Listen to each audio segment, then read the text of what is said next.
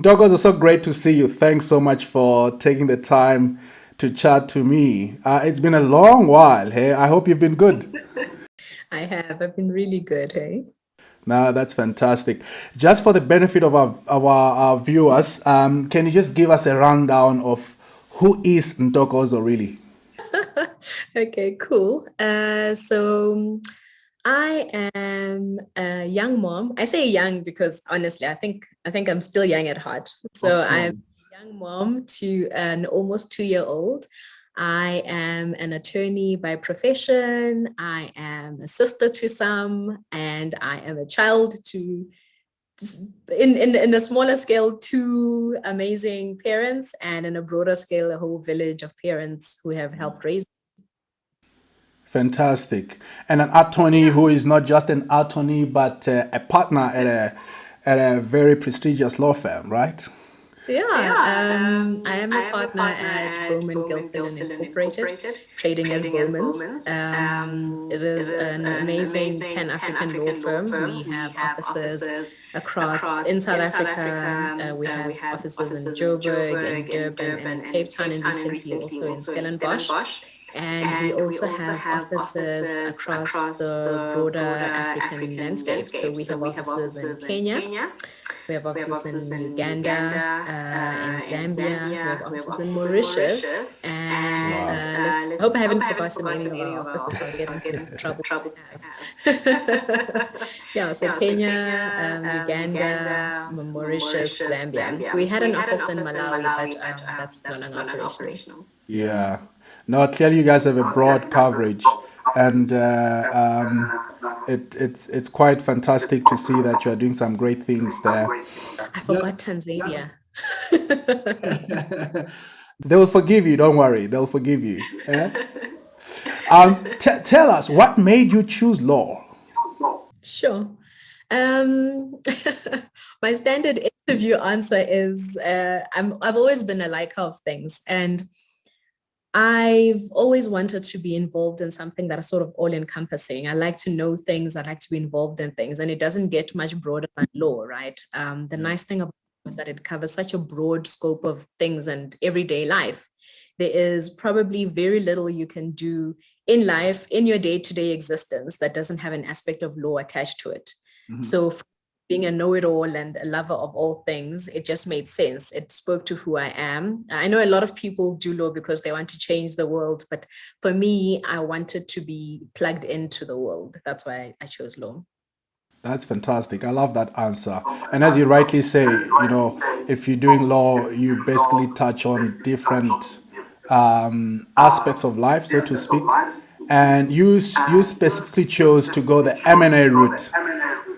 You could have been a criminal lawyer or anything else. Why M&A? So actually, when I started doing law, my mom had only one condition. She said, "Do not be a criminal lawyer." And I thought that would be easy to oblige until, criminal law is probably one of my favorite modules.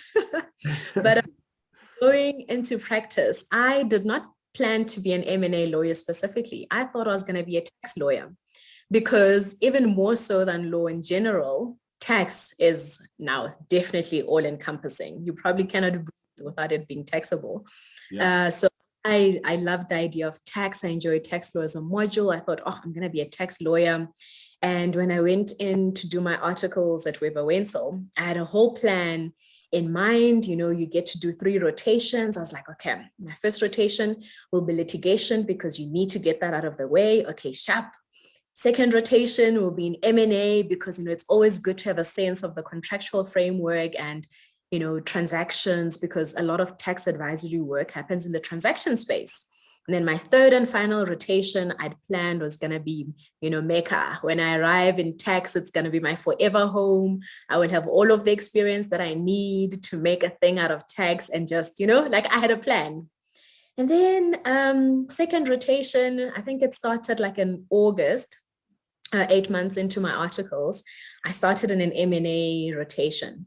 And I did not anticipate to fall in love as much as I did. I loved everything about it. I loved the transactions. I loved the exposure. I loved the deals. I loved the negotiations. Just watching like the seasoned M&A lawyers in action, like just getting to understand a bit more about what it is. Like, I mean, we say M&A like it's like everyone knows what M&A is. If you're not in space, people are like, what is M&A? And then you're like, oh, it's mergers and acquisitions. So like, okay, what is mergers and acquisitions? Yeah. So as I got to dig deeper into that, I just fell absolutely incredibly head over heels in love with M&A. Yeah. And I've looked back ever since. I still got to do my tax rotation, but they, funny enough, pulled me out 4 months in to go back to M&A. The love was not unrequited. I Yeah. loved M&A, loved me. So it was a match made in heaven. It was amazing. No, that's fantastic. I think I can confirm you can't go wrong with M&A, right? Obviously, I'm biased, but you make a you make a very good point there. You know, some people may not know what M&A is. If you had to give a layman's description of what is mergers and acquisitions, how would you put it? Sure. I would say to a layman that it's M&A is about buying and selling of businesses, companies, and ideas. Really, that's essentially what we do. We help combine, structure, acquire, dispose of. It's everything in the broad spectrum of buying into and getting out of business relationships and businesses and companies. Yeah, and then also you often can't do M&A without going into the broader corporate space. So it filters into that. And I always say to people, if it involves a company, call me. If it involves someone's private matters and estates, probably don't. But yeah, yeah. Okay. No, fantastic. I know some lawyers who start in M&A, you know, end up moving into the financial side of M&A, not just the legal side. Any ambitions there or plans to migrate or, you know, pivot into that space? Not really, hey. I think, and this is the nice thing about M&A and general corporate law. The world is your oyster, quite jurisdiction wise, and also in terms of what you can do. But for me, I just the finance side, it's not really my thing. And we always the nice thing about working in a big law firm like ours is that you can dabble and in a safe environment where you can, when you have a deal that has financing elements, you can always have your colleagues in the banking and finance department weighing in on matters. So you get that exposure without necessarily having to do the financing elements yourself. But there's a lot of working together because, there are very many ways in which you can raise funding for a transaction without necessarily going the banking route. So, we work with a broad set of advisors and also give advice to clients in a very broad space. So it's all about what works for the particular transaction, the parties involved, what they can afford, what they need, and what their sort of long-term gain is. Yeah. Okay. No, brilliant. Okay, no, great stuff. So just take us back to your formative years. You know, where did you grow up? How were those days for you? If you look back and reflect, what would you say are some of the fond memories you have that have, shaped you and made you who you are today and helped you to get to where you've gotten thus far? Sure, sure. So I mean, it's impossible to say where I grew up from, where I grew up in English. Malamule, which is the English version. I think the English name is Kildare Trust, Yeah. which falls within the broader area of Bushbuckridge, and that is in Mpumalanga. And it's a village for all intents and purposes. And I have such fond memories of growing up. I think I grew up in such an amazing, loving environment. My favorite thing about how I grew up is how we're always surrounded by family. So my grandfather owned this large plot of land. And whenever his children came of age and wanted to set a family, he'd like just slice a bit for them. So I grew up in basically a compound all around, and just growing up around family, having people around me. And one thing I remember is that my mom has always pushed education. Like, it sounds cliche, but my mother and education, if you wanted to get anything out of my mom, you'd have to put an educational spin out of it. She will pay for it. She will get you whatever she can do. If she thinks there is a scope for you to learn something out of it or get further educated, she is there. Yeah. And I just remember my parents, like, even when I was young, buying me like these video series and like signing me up for like book subscriptions. I think what Reader's Digest, the kiddies versions, and like all the videos where you can read all the like that is like how I grew up, like just engrossed in books and learning and expanding knowledge. And yeah, that's actually the biggest and strongest memory. And I just, like I mentioned, if you put an educational spin to anything, you'll basically get it out of my parents. And I think one of the things that I'm realizing more and more now that they've just instilled in me is, if you want anything, you must have a reason, you must have considered it, you must basically prepare a PowerPoint presentation with reasons supporting, you must be ready for the counter arguments, you must know what they're gonna say, you must basically, it's a negotiation if you want anything. And that is really that really truly equipped me with the skills that I needed in M&A, right? Going into any deal, any transaction, you must sort of know what the opponent might consider, sort of what they might ask for, how you will counter it. Preparation is key, right? And those are some of the key learnings that I've taken throughout my life, even sometimes subconsciously. But yeah, it's just been key to throw yourself into anything and everything that you do, excellence at all costs, and having a great work ethic and also preparation. Those are sort of the key learnings from growing up. Okay, fantastic. You mentioned education there. What does it take to actually qualify as a lawyer and eventually move into an M&A space? Because I'd imagine it's not everyone who can get there. Can you just give us some insights there? Anyone can get there. With hard work, determination, you can definitely get there. So I'll tell you what is required, and then I'll also tell you a bit about my journey specifically. So all that is required is an LLB, which is a 4-year bachelor degree. It counts as how people usually understand it is that it's sort of honors inclusive. Yeah. So if you LLB, you don't then do an honors degree. You can go straight to master's. In order to become an M&A lawyer, all you need is an LLB. And then you can get, and then after you've qualified, you've done your LLB, you then do articles for a 2-year period. And then that period, you will write board exams, and then you get admitted as an attorney. So I would say the key things are experience and exposure in terms of meaning. That's essentially what separates any type of lawyer from another. If you do your articles in an environment where you're exposed to family law, you will become a family lawyer with the same LLB degree. You do tax articles or get tax exposure, you will become a tax lawyer. It's all about experience and exposure, which is why I say anyone can do it. If you have your LLB and then you just go to the environment where you can get the exposure that you need, you can end up where you want. I have a BCom law and an LLB. And no, a BCom law is not a requirement for becoming an M&A lawyer. Does it help you? Definitely, because everyone knows that lawyers cannot count, except lawyers that have a BCom. Lawyers are generally not good with numbers. And I've often heard people say they did law because they were terrible with numbers. So can I do that? Doesn't need numbers.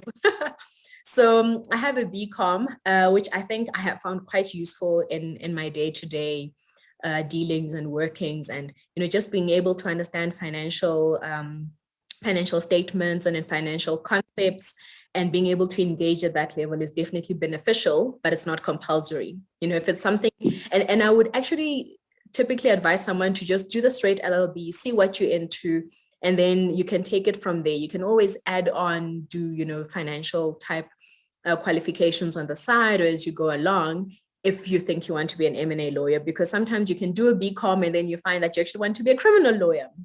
Or you go in thinking tax and end up in M&A like I did. So, and a lot of people often ask me, do they need a master's degree? No, you don't need a master's degree. You can, in fact, I would say it's often better to get into practice, see what you like, and then you can specialize, maybe do a master's once you know so with certainty what it is the area of law you want to specialize in. But that being said, all of these things do definitely benefit you from an application point of view. So when you're applying for articles and you have a BCom, you have an LLB, you have a master's, that may be seen more favorably depending on where you're applying and the type of space that you want to go into, but it is not compulsory. A lot of my colleagues have just straight LLBs. Yeah. Okay, that's a comprehensive answer. Thanks for that.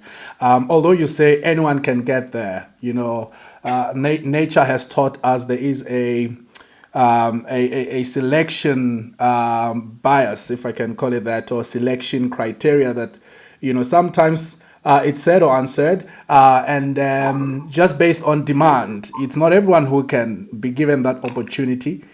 Tell us, how does one then set themselves apart in a space where there's heightened competition for limited number of sports to get exposure, to get experience? How do you set yourself apart as a young professional in a work environment? Sure, it's very tricky and it's quite difficult, and I think the key is authenticity in everything that you do. My path might not necessarily be the next person's path. And someone who comes to me may see something in me that they're not going to see in another. And if you try to copy that, you will fall short, because the best person at being themselves is always you, right? Yeah. No one can be better than me. So the key is to know what it is that you bring to the table and focus on that. And in everything that you do, there's honestly no replacement for work ethic. Just work ethic is the one thing that, there's one of my favorite sayings is, it says, hard work beats talent when talent doesn't work. So if you have the talent and you work hard, perfect. This is the amazing combination. But if you have talent and you don't work hard and you don't have work ethic, you're not going to go far. And if you work hard, even without talent, you can still succeed. So for me, the underlying consistent recipe entails hard work, good work ethic, respecting and loving what you do. People always say to me, oh, but where's their money in law? Do what you love and money will find you. You can chase something that you don't like, and every moment, hour that you spend giving yourself towards this thing that you think is going to give you money is going to be a pain. Job, the field, the area is so demanding. It would be a shame to have to give in to all those demands while you're not happy, while you're not fulfilled, while you're not enjoying it. Go for what you love. Make sure that you put in the passion, make sure that you put in the work, and you will succeed, and always be authentic. Yeah, that's beautiful. You mentioned hard work. I think some people may have a different view of what that entails. In your mind, what is hard work? Sure. Hey, in law, we sell time, right? We still use the billing system for the most part. And those who don't know, we charge clients based on the amount of time that it takes to deliver a certain output or work on a certain deliverable. So it's largely time based. So often hard work equates to how much time you invest in something. And in the initial stages of one's career, definitely the time tends to be equated to or translate to hard work. But I think even beyond that, and that's sort of where the nuance with work ethic comes in. You could spend 10 hours, but if it's not focused, deliberate, intentional, just dedicated time where you're pouring yourself into it, then your deliverable 10 hours later is going to look like there's not much given to it, So hard work, I think, is consistency. It's being willing to invest the time, and it's being willing to go the extra mile for what it takes. And often in this career, it's hard to draw the line. It's hard to build boundaries, especially in the early stages of your career, where you just want to do everything and be all things to all men. You can find yourself getting lost in that space of what is working hard versus what is unsustainable. But just having clear goals and knowing that each and everything that you do feeds towards that goal and speaks to that. I mean, when I started out, I worked long hours because I just had a keen desire for learning. I wanted to be better. I wanted to do better in everything. I wanted to know everything. I just was like, okay, but how does this work? And just having that curiosity and like seeking out work and wanting to learn and know and be better. And I think that's driven me for the most part of my career. And now I'm at a stage where, it's not so much the time, but the quality of the time that matters. So it's different at every stage. That's fantastic. And clearly that hard work has paid off. You are now a partner. What does it take to become a partner? All of the above. And more. Your time, hard work, dedication, work ethic, focus, relationships. It's all of it. All of it. Yeah. I mean, if I can highlight one of the things, not because it's more important than the others, but because I haven't particularly mentioned it before, I think I'd say relationships. You need to build relationships as you go along your journey, especially in this environment. We're essentially salespeople, right? We are selling time. So you need to build relationships with people who are willing to buy your time. You need to build relationships with people who are willing to and interested in building up your career. People who want to see you advance and move to the next stage and take you along with them as they progress further. Relationships are so important. Yeah, that's the only thing I'd add over and above everything else. Yeah, I was going to come to that point because I think it's a very critical point, right? Give us your advice on how one can go about building a good relationship that can serve them, in their personal life, career-wise, in business. How do you approach relationship building? Sure. Yeah, I find, again, authenticity is key, right? We all have different skills and we all thrive in different ways and we all bring different things to the table. So I, for one, am not mass relationship builder. I'm not going to have a breadth and width of relationship. I'm not going to know 1,000 people and have good relationships with them. Mm-hmm. For me, I know a handful of people who I sort of build deeper relationship with. Mm-hmm. So if you know that your area or your specialty is building many relationships with many different people, then leverage that, right? Mm-hmm.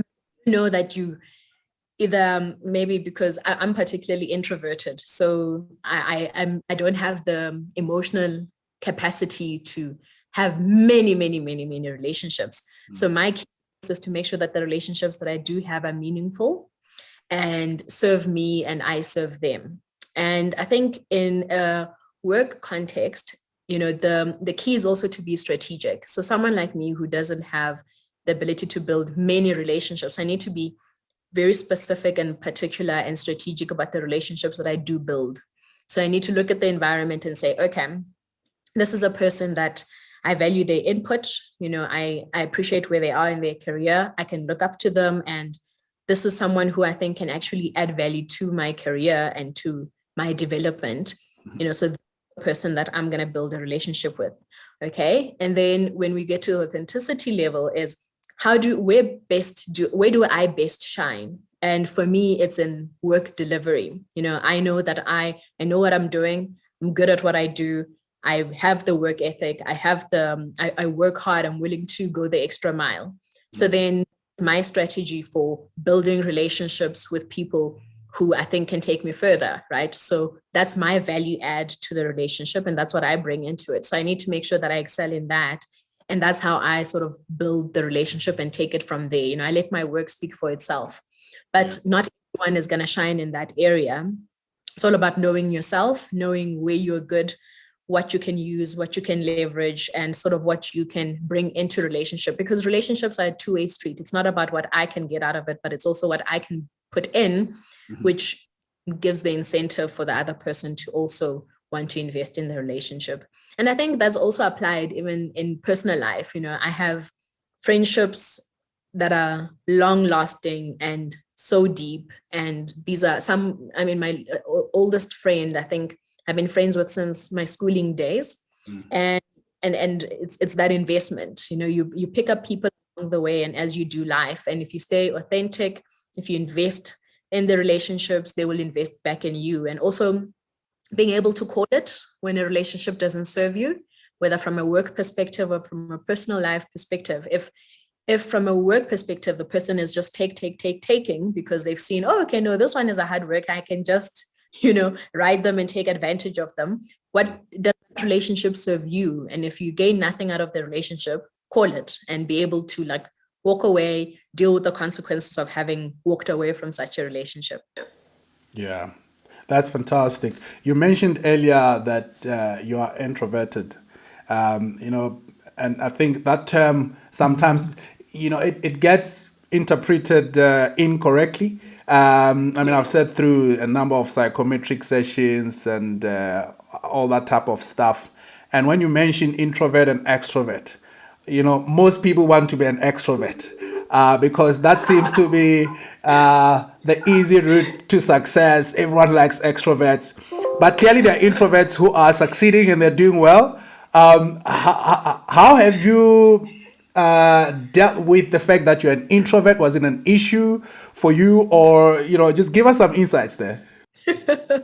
Okay, sure. For those who haven't, I think my interpretation or definition of an introvert stems largely from the Myers-Briggs assessment, the MBTI, and which essentially says, everyone has introverted and extroverted, characteristics. Yeah. It's all about sort of finding the preference. So you'll never be completely one way. Well, sometimes you are, or completely the other way. There are some things, and just because you're an introvert doesn't mean you don't like people. But, you don't like going to parties or having a drink with people. It's more about where you draw your energy from. And for me personally, I draw my energy from within. So if I can go an entire week hanging out with people, having fun, doing dinners, all of the things, but I will be exhausted at the end of that week. And I need to go back into myself and within myself to find that energy to keep going. So funny enough, there are a lot of introverts in my team, and it's quite interesting because we have at Bowman's 2 M&A teams. The one team, which is the one I'm in, is full of introverts versus the other M&A team, which is full of extroverts. So both clearly can succeed, but the difference is in how we approach things and in how we do things and how we socialize, how we connect, and also what we need as a sort of break. What rest looks like to us versus how it would look like to the other people. The question now, I've been rambling about introverts versus extroverts. So you asked how I've managed to succeed as an introvert.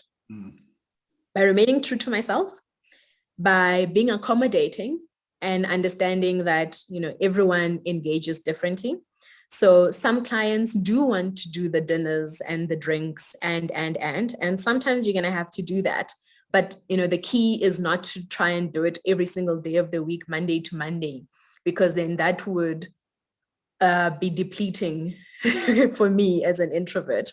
But I can have one deal dinner, where we celebrating something big and do the big things. But also I have those clients who, prefer the WhatsApp conversations and just a little regular check-ins and touching base versus, hey, let's do drinks, So I think now as in practice, we've started talking more about these type of things and started challenging the traditional way in which business was done, the smoky rooms with lots of drinking, lots of partying, all men crews, as we've started challenging that, we've actually discovered that, hey, even clients actually, some of them are introverted. So we don't all have to be like boisterous, big personalities. We can actually be true to ourselves and remain authentic and still succeed in the space. That's beautiful. Thanks for those insights. I want to go back to your transition into partnership, because I would imagine that that's a step up, just in terms of responsibilities, perspectives, what you are meant to deliver.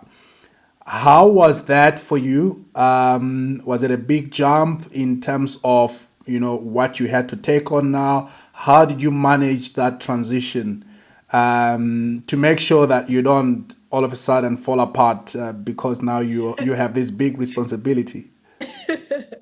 Okay, so it's been challenging and it's been not challenging. It's been such a mix. Some things I think happened a lot easier and more smoothly, and others not so much. So the lovely thing about certainly the M&A team and team that I work in is they don't you don't get promoted overnight. It's not like when you're a CA. I always used to give this example to my juniors when I was when I was speaking to CAs. They say, if you're a CA, you do your 2 years and then you go on December holidays, and then when you come back in January, suddenly you're an associate.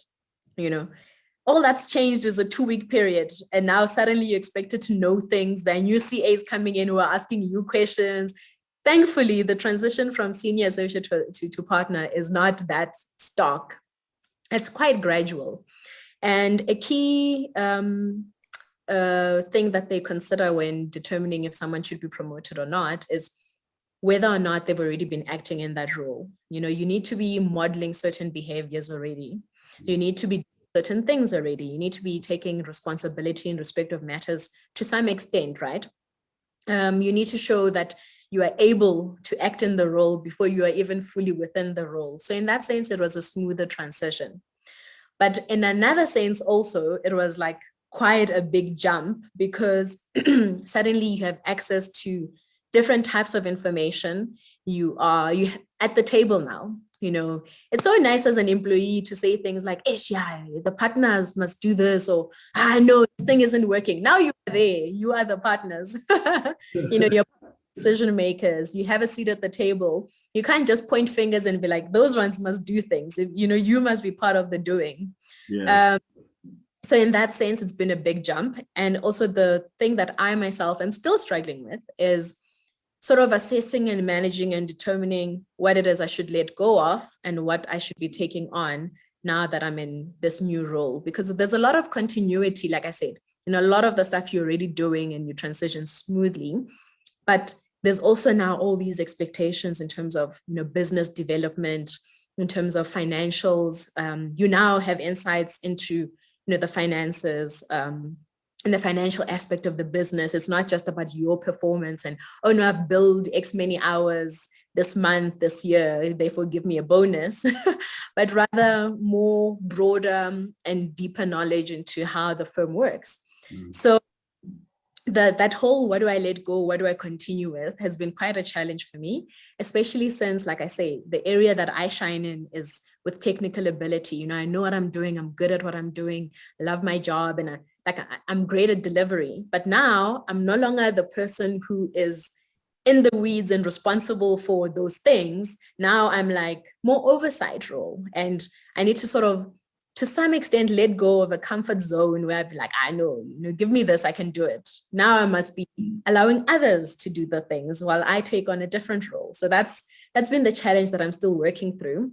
But I mean, my firm is so amazing. They've been so supportive. There's like an executive coaching program that the firm pays for and takes you through. There's like engagements with more seasoned partners. There's like training on how, processing all the new information that you have, dealing with the new expectations. There's such amazing hand holding that, yeah, it definitely helps with things. But the key challenge, the big challenge for me has been letting go of things, taking on new things, and also managing self expectations, because there are partners who have been in the game for 20 years. I'm like a baby partner. I can't expect to have the same practice that they do. And there will be matters where, it'll be big enough to have a number of partners on. So I must still lean on the support system. I mustn't think suddenly I'm going to get given this, multi-billion US dollar deal and I must just go at it alone. There's still the support system that we have within the firm. And yeah. That's brilliant. I love that. I have to redeem the CAs though. Certainly, the experiences that I've been exposed to, it was definitely merit based, much like what you've described in your environment. I just thought I'd put that out there. Sorry, by CAs I meant candidate attorneys. Okay. I thought you were talking about chartered accountants, but anyway, we don't want you to be in trouble with SICA. So we have the training program. We call our CA, our article clerks, have now this fancy term of candidate attorneys. And for short. So they're the ones who go 1 week, they're a candidate attorney where you're still in training, you're registered society as in training, everyone expects that you're in training, you're not a real lawyer yet, and then you go on school holiday on Christmas holiday, you come back January, hey, you get admitted. Now there are new candidate attorneys coming in and they're asking you for things. They're like, okay, where's this? How does this work? And you're like, it's just I literally just went home for Christmas. I don't know more. No, it's a long route. Anyway, you spoke about support systems. Do you have personal mentors from a professional point of view? That is that outside of the firm that you bounce off ideas with, you defer to on big decisions. Just people who help you walk the journey. So your mentorship is such a key discussion point. And I think before I even go into it, I must just clarify that a lot of people think having a mentor is someone that you've called up and said, hi, Jabu, I'd like you to be my mentor. And then Jabu says, okay, I'll be your mentor. And then suddenly you have a mentee relationship. 80% of the mentoring relationships that I've had, no one even talked about or mentioned the M word. That like there's no titles of, oh no, X and Y and Z are now my mentors. No, it's as you do life with people. There are different people that I go to for different things. There are people within the firm that I speak to about different things, and the key is, I think we often think and expect that, a mentor is going to be this big formal, strict traditional role and relationship. And that my mentor is going to tick every single box of what I want in my life, and people like that don't exist, right? If they do, then you should aspire for more. And once you dig in and you get to know a person better, you realize that, actually this aspect of their life, I would like to do a different way. So I have many mentors. Some of them might know it. Some of them I might not know it, that they're my mentors, but they're different that I lean into and tap into and speak to about very many different things, areas that either I admire what they've done in terms of their family lives. I love how they parent. I love how certain other people manage their finances. And like, you have such great investment insights. How do I go about this? How do I go about that? What do you think about this? And then I have people who, from a work perspective, their careers have just been phenomenal. And others you can admire technical ability, but be like, oh no, this one is not so strong on business development. I should rather look to this one for business development. And you might find that person who you look to for business development maybe doesn't quite have it put together from the home front. So that's why it's so important to have like a broad set of people that you can speak to about very many different things and in many different areas of your life, because we're all different and we all want different things and we all package our lives and careers and the things that we do differently. For example, someone watching this may think, okay, Ndozo looks like she's got it together. I should reach out to her and she'll be my mentor. And only to find that, actually, I don't like that Ndozo works so hard. It doesn't have work balance from what it looks like, or I actually am not comfortable with this aspect of Ndozo's life. you must have grace and just be open-minded and reach out to people in the areas that they're strong in. Yes. That's a very important point, what you've mentioned there. Because sometimes, actually, I think a lot of the time when we speak of mentoring, it's exactly what you said initially. People think there is a formal arrangement that must happen. You are my mentor, I'm your mentee. Of course, in instances that happens, but there's a lot more other opportunities to be mentored via videos like these, via books, just relationships you have around you. So thanks for bringing that point across. And on that point on books, and you mentioned you are someone who loves knowledge. You love getting into the mix of things. Just give us some insights there. What are some of the interesting books that you have read or are currently reading that have really shaped or helped contribute to help you get to where you are and be the person that you are? Sure. Sure. So I mostly love reading fiction because for me, reading is a hobby. It's escapism. I just it's how I relax. It's so a lot of what I read doesn't actually lead to formal, serious learning, but there are some books that have really shaped how I see things and made me question things and look at things differently. One of them is actually fiction, uh, The Alchemist. I remember the first time I read The Alchemist, and everyone was raving about it. Oh my gosh, The Alchemist is so amazing. It's so amazing. It's so deep. And I was in uni and I was like, this is weird. I don't get this. And I put it away. But it is deep, right? I didn't realize it at that stage. And then a few years later, I remember I was in London. I was on secondment for about 6 months.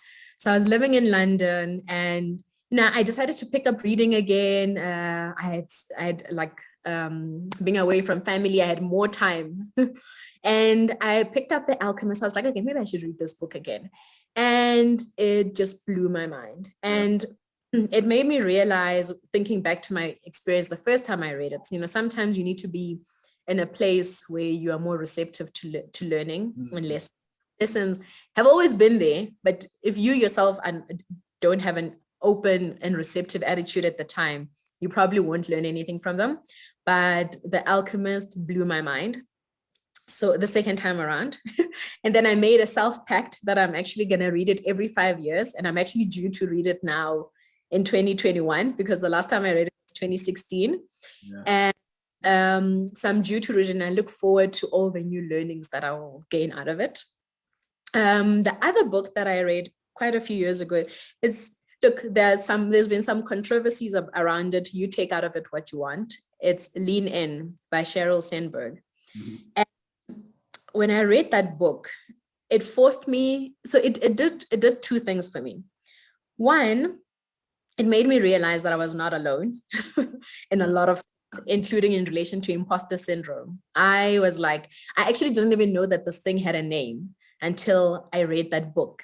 I was like, I thought I was just the only crazy person who had my own insecurities. But then I read this and I'm like, oh, this is a thing, and others experience it. So that was one of the key things.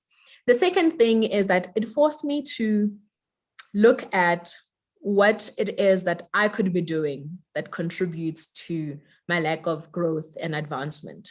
So yes, people have come back and say, oh no, this book it was a luxury for Sheryl Sandberg to write because, she has a husband and who's understanding and all of these things. But what I took away from it is that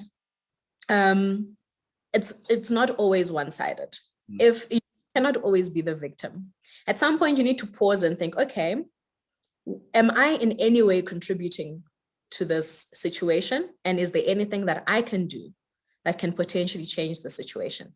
Sometimes there isn't, but things like, lessons that she gives in her book about sitting at the table. And she gave some experiences where, if there's a big meeting and be a big boardroom table, if there's not enough seats, it will often be the women who will like sit on the side or like move or not take a seat at the table, it's almost like you're first to be the compromise, and you don't take your seat and don't speak up. And I had to ask myself, actually, perhaps I might be contributing to certain things. Now I too need to sit at the table.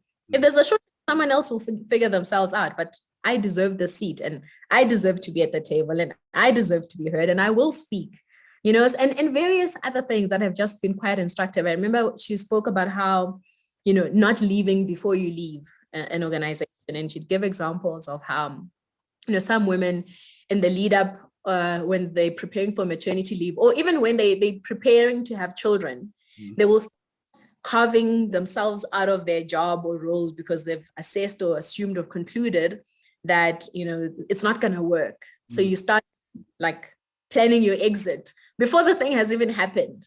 It's like, yeah, so certain key things like that have been quite instructive in my mind. So one fiction, one self-help book, so to say. Yeah. Beautiful, beautiful. Thanks for sharing that. Not only just the books, but what you took out of them. I believe success doesn't just happen. And when people progress in life, part of what, informs or contributes to that is things they do in secret where other people are not looking.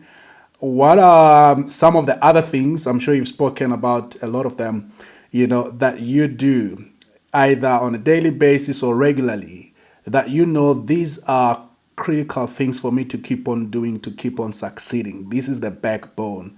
Can you give us some insights on that? Sure. One is prep. There's a lot of preparation that takes place in the background. Whether it's lying in bed at night, planning through and thinking through the day ahead, the next day, whether it's, sitting and thinking through negotiation strategy and what could the other people be wanting to get out of it, whether it's reading documents, whether it's asking questions, researching clients, researching businesses, like just prep. All of it falls under the broad preparation. It's everything. You can never show up as your best self when you're unprepared. Yeah. And a lot of negotiations are won on preparation. And yeah, it's prep, I think for me is the one. And two, I think is relationship, which also takes place in the background and not in a sort of upward relationship sense, because we're all thinking about relationships with the people that we want to build and develop us, but also relationship with the people that we want to build and develop, and relationship with the people in our teams, and relationship with the people who help make our lives easier, whatever that may look like. If it's the juniors who are going to be doing the printing for many hours on a deal or on a DD, whether it's looking after the people who are on the deals with you, whether it's sometimes, staying up with your team for that moral support, whether, it's all the things that happen sort of in the background that no one is ever going to get an award for, the being the most supportive partner or being the most supportive boss or being a friend to your juniors or, being an ear when people need you, or compassion. And, those are the things that build a team. And I think especially in our environment, you're only as strong as your team. And you don't invest in the people that make up your team, whether it's in the background, whether however you do it, it's often going to be the cause of your downfall. Fantastic. Beautiful stuff. As a wrap up, I think on that point, what would be your advice to up and coming Ntokozos? The younger versions of you. Keep at it, hey? Keep at it. Do what you love and invest in what you love. Invest in the people that you love also. Family, friendship, that is so important at the end of the day. But from a work front, be intentional, be strategic, think through what every engagement, anything that draws from your energy, from your time, from your mental, emotional capacity needs to have a purpose. You can't be suffering, toiling for no cause. Be intentional. Don't just take on everything and want to be all things to all men. everything that you must do needs to fit into the broader strategy of who you want to be and where you want to go. Sometimes it's not as clear, but follow your gut. Build relationships with key individuals, do work that fits within your broader strategy of what you want for your life and your career, and be intentional in everything. Yeah. Ntokozo, you've been phenomenal. Thank you so much for sharing all those insights. I wish we could continue and continue. But clearly time is not on our side. Really, really appreciate you taking the time and giving us your perspectives. Absolute pleasure. This has been fun. I can't believe it's almost an hour. Time flies. Yeah.